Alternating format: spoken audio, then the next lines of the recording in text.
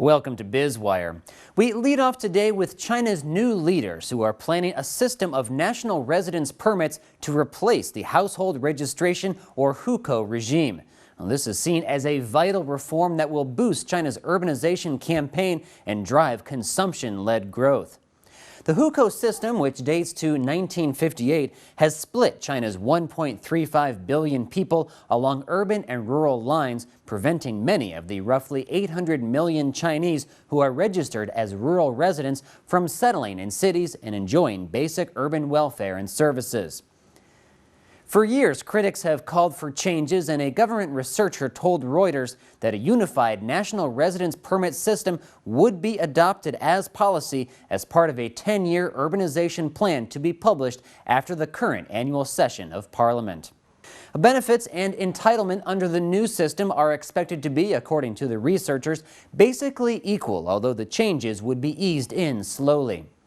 Previous administrations have experimented with reform on the fringes of hukou for years, but have not delivered on calls to overhaul the system, which affords services to people based on where they live, like health insurance, retirement pension, and schooling. In a speech to the Chinese parliament on Tuesday, outgoing Premier Wen Jiabao said hukou reforms should be accelerated to drive an urbanization effort that he said would underpin economic development.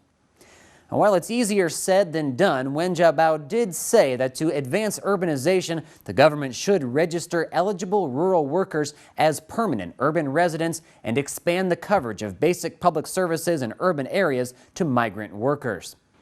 In his final government work report as premier, Wen also advised the new government to keep megacities like Beijing and Shanghai and large cities like Hangzhou and Nanjing at an appropriate scale to drive development of surrounding areas and strengthen the ability of small and medium-sized cities to develop industries, provide public services, and increase employment.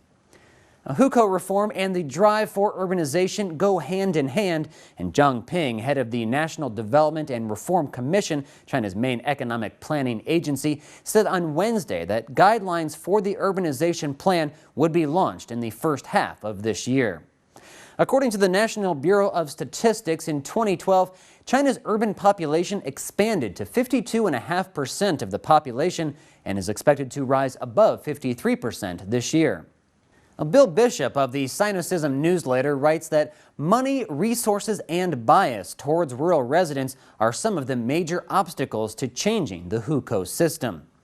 The Wall Street Journal reported that the State Council's Development Research Center, a government think tank, estimates that the price tag for turning one rural migrant into an urban citizen is about $13,000. That means the costs of providing education, healthcare, and pensions to even 10% of China's 200 million or more migrant workers is roughly $260 billion, equivalent to about 3% of 2012 GDP, though the figures would be much lower if pension payments were delayed.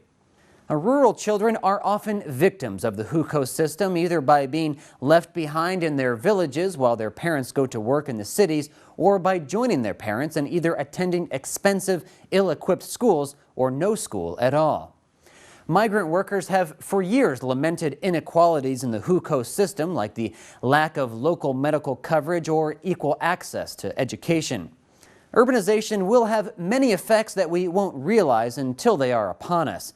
For example, Professor Jeremy Wallace of Ohio State University says that for non-democratic regimes since World War II, large cities are more likely to be the locations of protests, and even more ominously from a regime perspective, governments with large cities tend to survive for shorter periods of time. Well, social and political stability has been and remains the Communist Party's #1 priority, with economic development a mere extension of that goal. China plans to spend $6.4 trillion to bring 400 million people to cities over the next decade as the new leadership seeks to turn China into a wealthy world power with economic growth generated by affluent consumers. A hukou reform could give a major boost to domestic consumption, as migrant workers tend to not integrate into the cities they work in and save most of their income in case of a medical emergency or for their children's education.